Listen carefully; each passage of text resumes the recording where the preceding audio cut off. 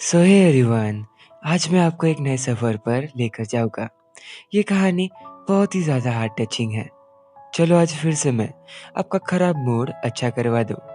By the way, ये कोई movie नहीं, एक मिनी सीरीज़ है, the sunny day. I hope इसे आप अंत तक देखोगे। सो करें फिर शुरू।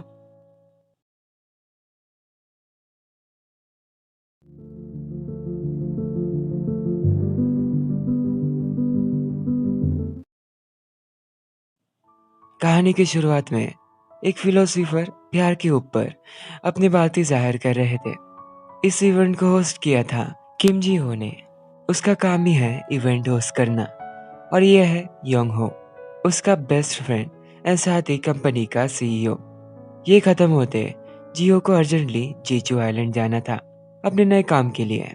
इस दौरान वो फिलोसोफर ने कुछ बातें कही जो मेरे हिसाब से आपको सुननी चाहिए। अगर आप एक ऐसे प्यार को छोड़ नहीं सकते जो पहले ही खत्म हो चुका, तो आप एक नए प्यार को शुरू नहीं कर सकते। ऐसा नहीं कि मैं तुम्हें कौन सी भी हालत में नहीं छोड़ूंगा। इससे अच्छा आप कहो, मुझे आशा है कि आप खुश रहना। जब आप बेहद अकेले होते हो, उसी क्षण कहीं दूर एक नए प्यार एक कदम आपके पास आ रहा होता है। जेजू आइलैंड पहुंचते जीजू ने एक बच्चे के साथ खेलने की कोशिश की, बट वो रोने लगा। उस बच्चे की माँ ऐसा प्रिटेंड कर रही थी जैसे वो एक बुरा आदमी है। इससे सारे लोगों को गलतफहमी हुई। ये देख जियो के पीछे एक लड़की खड़ी थी। उसने उस बच्चे की माँ को जानबूझकर धक्का दिया। आप समझो, उस लड़की ने एक छोटा सा रिवेंज लिया उसके लिए। आगे टैक्सी ड्राइवर ने उसे सैन डिएगो नाम के एक होटल में छोड़ा। आप लोग इस टैक्सी ड्राइवर को बिल्कुल भी मत भूलना। आगे आगे देखो वो क्या क्या करते हैं। जियो घूमने के लिए बीच के पास गया। तब हमें पता चला उसका एक लड़की जीयून के साथ ब्रेकअप हो चुका था, जिससे उसने बहुत ज्यादा प्यार किया। असल में उसकी एंगेजमेंट पहले से ही किसी और के साथ हो चुकी थी। फिर भी इन दोनों का रिलेशन शुरू था। योंग हो ने भी उसे पहले बहुत समझाया कि इस रिलेशन को आगे मत बढ़ाना, आखिर में तुम्हें ही अलग होना पड़ेगा। लेकिन उसे जीयून ने कहा था रुकने के लिए, इसलिए उसने अब तक उससे प्यार किया। होटल में वापस जाने के वक्त आपने कुछ नोटिस किया? वो एयरपोर्ट वाली लड़की वहीं बैठी थी। होटल में उसके अलावा कई और लोग थे। एक लड़की उसमें इंटरेस्ट दिखा रही थी। जियो जल्दी से वॉशरूम के बहाने से वहां से निकल गया, नहीं तो क्या पता क्या हो जाता। योंगो चाहता था कि वो एक नई शुरुआत करे, किसी लड़की से मिले और जो उसके साथ हुआ वहां से आगे बढ़े। ये एपिसोड यही खत्म हुआ।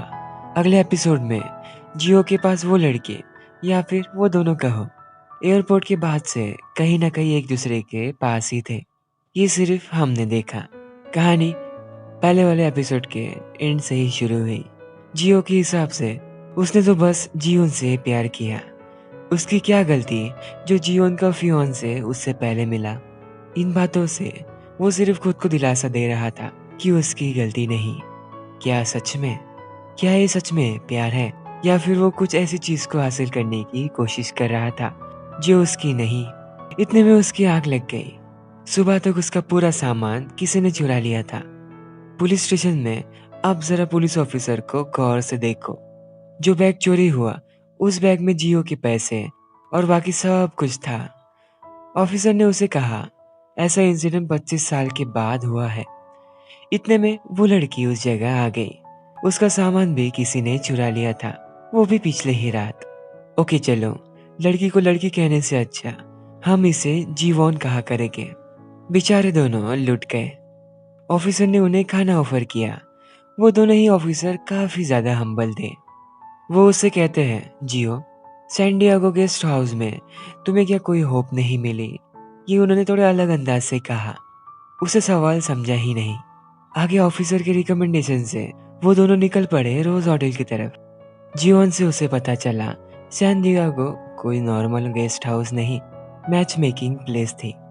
अब उसे समझा टैक्सी ड्राइवर ने उसे अकेला देख सैन डिएगो में क्यों छोड़ा था, और ऑफिसर ने भी उसे ऐसा क्यों कहा कि तुम्हें कोई होप मिले कि नहीं। रोज होटल की जो ओनर थी, ग्रैंडमा ने उनकी सिचुएशन को समझा और उन्हें खाना खाने के लिए दिया। जियो को उनका मन रखने के लिए खाना खाने के बाद भी खाना पड़ा। आज सिचुएशन ऐसी है, उसके पास पैसे नहीं, लेकिन फ़ोन है। जीवोन के पास फ़ोन नहीं बट पैसे थे। बाहर वो एक कपल से गलती से टकरा गया। जियो ने उन्हें कहा कि वो नई कॉफ़ी उन्हें लेकर देगा। फिर उसे याद आया, उसके पास तो पैसे ही नहीं। उस वक्त जीवोन ने उन्हें अपने पैसों से कॉफ़ी दी, साथ ही उसे भी दी। इसके बदले उसे बस एक छोटा सा फेवर चाहिए था, उसका फ़ोन। उसने पहला कॉल किया, फिर दूसरा कॉल किया, बाद में तीसरा भी किया। 100% चार्जिंग से सीधा 45% आ गई थी। उसे एक और अर्जेंट ऑफिस से रिलेटेड कॉल आने वाला था, इसलिए बस आज के दिन कॉल आने तक वो उसके साथ रहना चाहती थी। बस कॉल आने तक।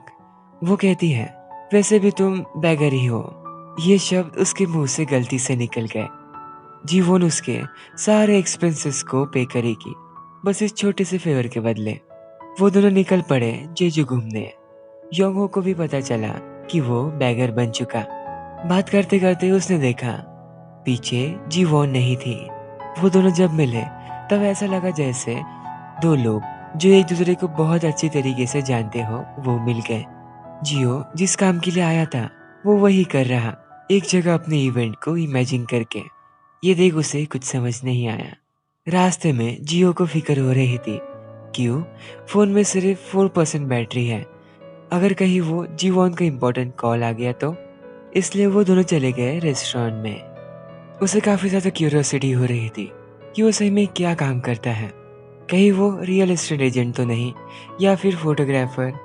उसे भी पता चला वो एक ऑर्गेनाइजर है। जीवोन भी पब्लिशिंग हाउस में काम करती थी, जो चाइनीज मैगजीन को पब्लिश करते हैं। एक बात बताऊं, वो दोनों बहुत ही ज्यादा अलग अलग हैं। जियो शांत किस्म का, इसका ही अपोजिट जीवोन। जियो ने अपने फोन को उसके दरवाजे के पास छोड़कर चला गया। ये देख उसे डर लगा, कहीं उसके दिल में प्यार का बीज बो ना जाए।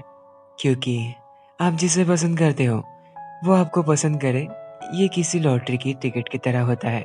बहुत कम चांसेस होते हैं ऐसा होने के। नेक्स्ट एपिसोड की शुरुआत एक छोटे से हादसे से हुई।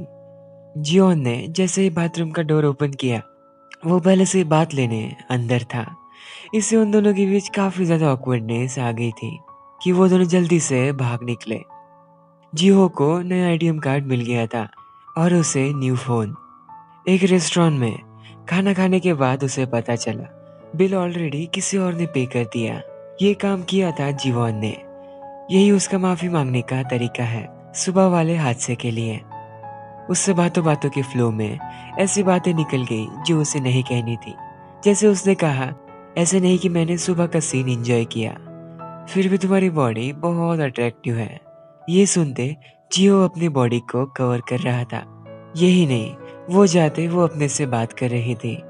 जियो ने कहा, वो समझ रहा होगा मैंने बिल्स पे किए उसकी बॉडी देखने के लिए। हे भगवान, ये बातें भी जिहो ने सुन ली। मुझे लगा नहीं था जेजू आइलैंड इतना सुंदर होगा। फोटोज निकालने के वक्त उसके जेब से जियोन का नेकलेस गिरा। इससे उसे एक रात याद आई, ब्रेकअप के बाद की। जियो ने उसे कॉल किया, वो नीचे उसका इंतजार कर रहा था। जियोन को उसका कॉल उठाना नहीं था और न ही उसे मिलने आना था, फिर भी वो खुद को रोक नहीं पाई।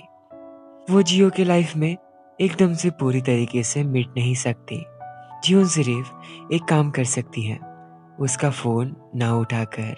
वो जब उससे मिलने आता है तो वो उसे इग्नोर करे।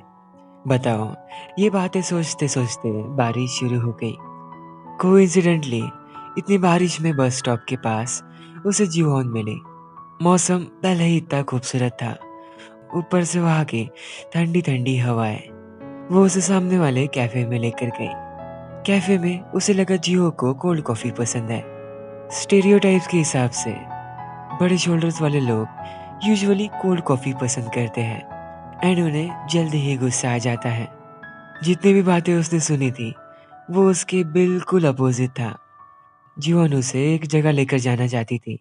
वो परफेक्ट जगह होगी उसके कॉन्सर्ट के लिए। अगली सुबह रात की बारिश की वजह से उसे बुखार आ गया था। ग्रैनी ने उसे बाहर जाने के लिए एक अम्ब्रेला दी। इससे सारे लोग उसकी तरफ ही देखने लगे। आप खुद ही देखो क्यों।